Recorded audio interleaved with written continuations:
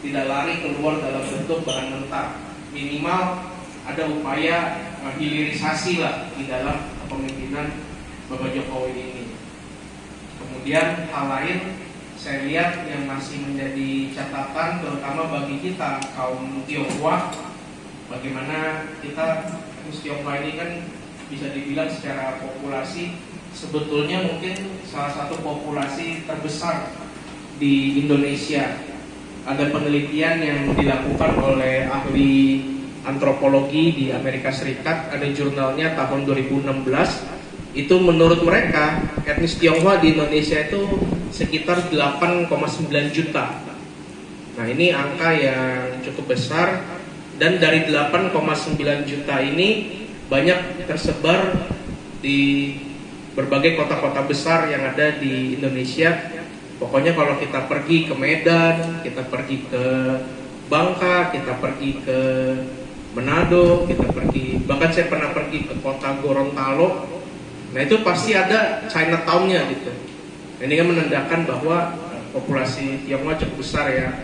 Profesi saya pengacara, jadi sudah sekitar 10 tahun saya berpraktek sebagai pengacara. Lalu marga saya sama Bro Erik, tadi juga baru tahu, Lau atau Liu.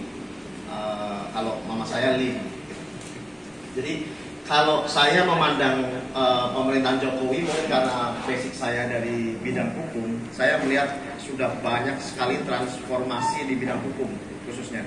Kita melihat dari sisi perizinan sudah sangat bagus sekarang di pemerintahan Pak Jokowi ini. Terbukti dari Pak Jokowi meluncurkan OSS, yaitu sistem perizinan satu pintu yang menurut saya manfaatnya dirasakan sangat besar oleh masyarakat Indonesia ketika akan mengurus perizinan, terutama orang yang membuat badan hukum itu juga semua dipermudah. Lalu dengan adanya juga Pak Jokowi beserta pemerintahannya membuat undang-undang cipta kerja yang mentransformasi kita terlalu banyak peraturan-peraturan sehingga dibuatlah undang-undang cipta kerja itu sehingga menjadi satu aturan baru di Indonesia, dan itu menurut saya suatu terobosan yang dilakukan oleh Pak Jokowi yang manfaatnya itu dirasakan sampai ke seluruh lapisan masyarakat, baik itu masyarakat ekonomi yang tinggi, menengah maupun rendah. Jadi overall kalau saya melihat di pemerintahan Pak Jokowi ini sudah sangat bagus. Memang menjadi relawan Pak Jokowi ya. Waktu itu kita berjuang bersama teman-teman yang lain untuk memenangkan Pak Jokowi. Tapi sayangnya di 2024 ini Pak Jokowi sudah tidak bisa mencalonkan lagi karena sesuai dengan perundang-undangan kita ya, sehingga kita harus mencari sosok yang baru. Bagaimana bisa melanjutkan kerja-kerja baik Pak Jokowi saat ini, dan pastinya meningkatkan apa yang sudah menjadi baik saat ini menjadi jauh lebih baik lagi. Menarik dari pembicaraan kita tadi ya, bagaimana sih pendapat dari kedua narsum ya mengenai pernyataan bahwa suara-suara orang Tionghoa atau dukungan orang Tionghoa di Indonesia ini tidak signifikan. Tadi disebutkan oleh Bro Erik, saya panggil Bro aja ya karena kita ini satu umur. Meskipun dia Gen Z, gue bukan ya kan. Banyak orang yang mengatakan bahwa suara Tionghoa ini nggak signifikan sebenarnya, karena meskipun jumlah kita 8,9 juta tadi ya, 8,9 juta di Indonesia, tapi dibandingkan dengan keseluruhan penduduk Indonesia yang 260 juta jiwa, sebenarnya terbilang sedikit ya. Bagaimana kira-kira pemikiran Bro Erik dan Bro Dedi mengenai hal ini?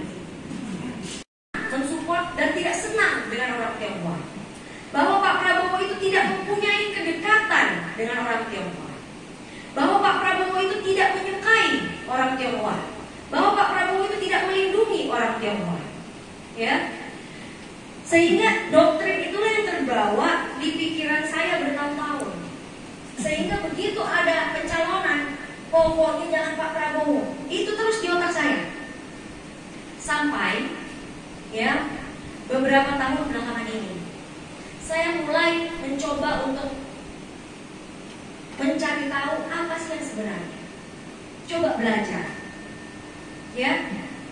Dari proses pembelajaran 2 tahun ini, saya menemukan banyak sekali fakta. Ya, fakta. Ini bukan katanya, bukan doktrin, bukan cerita, legenda, apalagi dongeng. Ini fakta. Ya. Bahwa Pak Prabowo itu dari kecil berpindah-pindah negara. Pernah tinggal di Hong Kong, pernah tinggal di Eropa, pernah tinggal di Amerika. Sepengetahuan saya, ini dari pengalaman pribadi saya, karena saya juga jelek-jelek ini sekolahnya di luar negeri, ya kan? Sekolah di luar negeri juga, ya kan? Saya pernah tinggal juga di Amerika, saya pernah tinggal di Cina, ya kan? Saya merasakan pada waktu saya tinggal di suatu negara, tumbuhlah apa? Tumbuhlah rasa apa? Rasa simpati, rasa sayang terhadap tempat-tempat yang pernah menjadi persinggahan atau tempat tinggal saya. Sehingga secara logika menurut saya, Pak Prabowo pernah tinggal di situ, bertumbuh besar di situ, bisa menguasai bahasa setempat. Kira-kira orang ini akan menjadi rasis kan? Orang ini akan menjadi diskriminatif kan? Tidak akan, menurut saya. Itu secara logika psikologi. Itu pertama. Kedua, saya melihat sosok Pak Prabowo ini luar biasa. Dulu, ya kita melihat Pak Prabowo itu yang sekarang. Pak Prabowo yang sudah tua. Saya mohon maaf, Pak Prabowo memang sudah tua menurut saya. Ya, saya orangnya kalau ngomong belak-belakan aja. Kita melihat Pak Prabowo, saya melihat Pak Prabowo yang sekarang, yang pada waktu usianya sudah sangat senior. Tapi pada waktu saya mencari tahu apa sih ceritanya Pak Prabowo ini, pada waktu Pak Prabowo muda, seperti apa dia? Ternyata luar biasa. Ini membuat saya sangat kagum.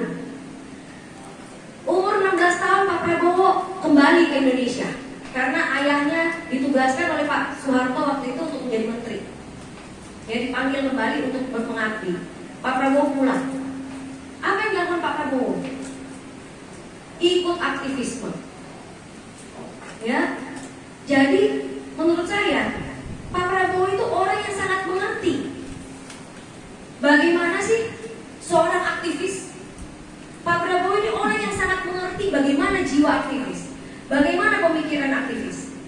Bahkan Pak Prabowo ini orang yang pertama kali mendirikan LSM atau ormas, kalau sekarang kita bilang, ya bahasa intelektualnya LSM, Lembaga Swadaya Masyarakat. LSM pertama kali didirikan di Indonesia itu siapa yang mendirikan? Ya, Pak Prabowo. Pak Prabowo yang mendirikan pertama kali LSM di Indonesia. Itu pergerakan apa? Pergerakan aktivisme, pergerakan apa? Masyarakat.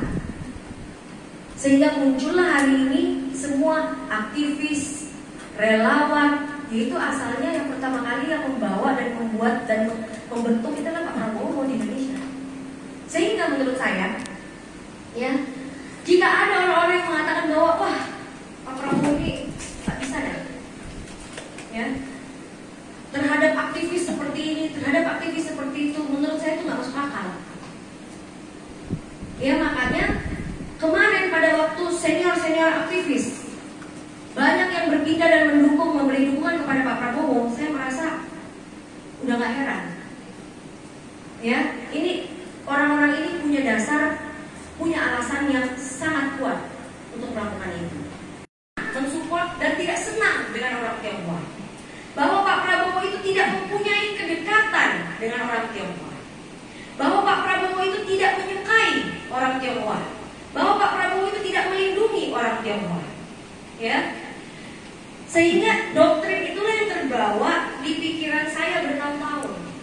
Sehingga begitu ada pencalonan, pokoknya jangan Pak Prabowo, itu terus di otak saya.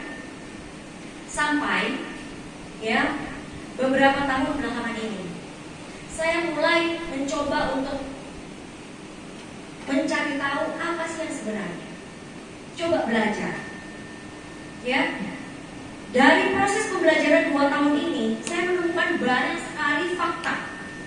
Ya, fakta. Ini bukan katanya, bukan doktrin, bukan cerita, legenda, apalagi dongeng.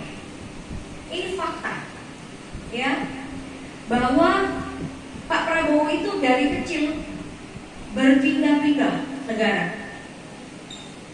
Pernah tinggal di Hong Kong, pernah tinggal di Eropa, pernah tinggal di Amerika.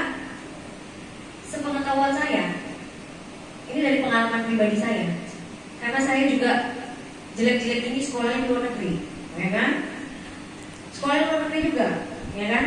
Saya pernah tinggal juga di Amerika, saya pernah tinggal di Cina, ya kan? Saya merasakan pada waktu saya tinggal di suatu negara, tumbuhlah apa? Tumbuhlah rasa apa? Rasa simpati, rasa sayang terhadap tempat-tempat yang pernah menjadi persinggahan atau tempat tinggal saya. Sehingga secara logika menurut saya, Pak Prabowo pernah tinggal di situ, bertumbuh besar di situ, bisa menguasai bahasa setempat. Kira-kira orang ini akan menjadi rasis kan?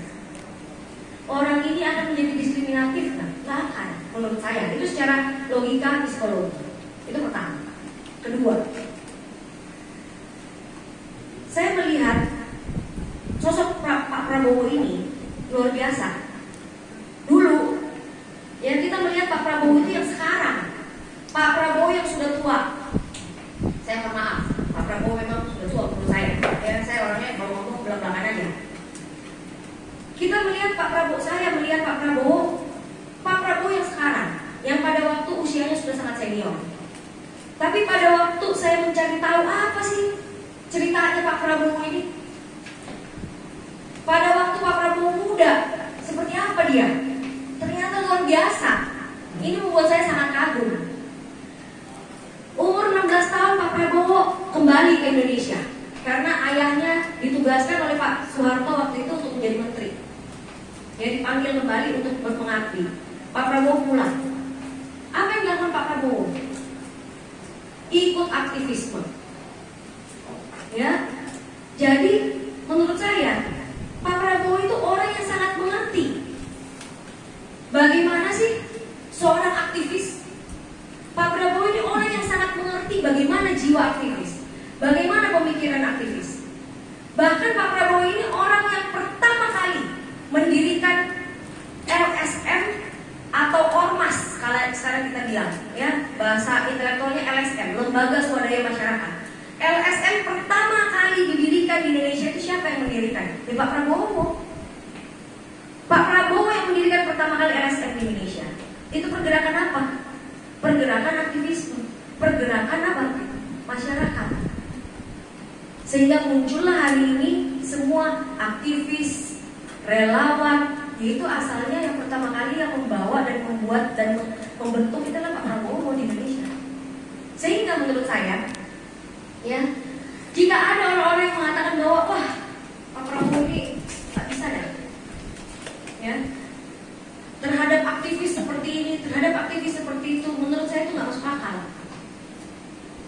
Ya makanya kemarin pada waktu senior aktivis banyak yang berpindah dan mendukung, memberi dukungan kepada Pak Prabowo, saya merasa udah gak heran. Ya, ini orang-orang ini punya dasar, punya alasan yang sangat kuat untuk melakukan itu. Masih pakai sepatunya Pak Prabowo. Dia pinjam sepatunya Pak Prabowo mau manjat gunung. Saking akrab dan dekatnya, menurut saya. Dari 3 alasan ini aja, saya nggak yakin kalau Pak Prabowo ini membenci dan tidak menyukai orang-orang Tionghoa. Itu menurut saya. Ya. Tapi nanti kita bisa diskusi, ya kita buka diskusi. Saya pengen dengar juga dari semua yang hadir hari ini apa sih pemikirannya, gitu ya. Selanjutnya.